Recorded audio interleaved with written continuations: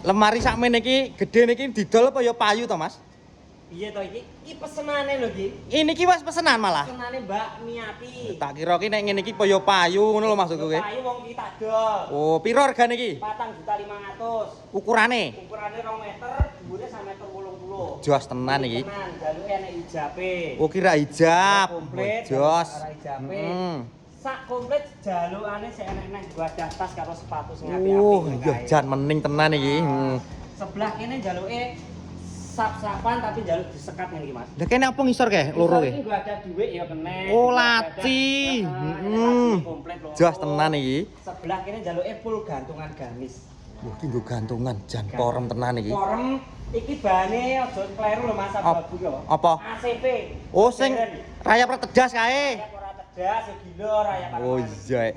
Lah orangnya mau 4.500.000 iki engko iso ngeterne teko ndi ae, Mas? Seluruh Jawa Timur, Jawa Tengah wis gratis ongkir. Barang sakmene gede iki tak terne teko kamarmu lagi dibayar, Mas. Ditatakne pisan. Tatakne pisan.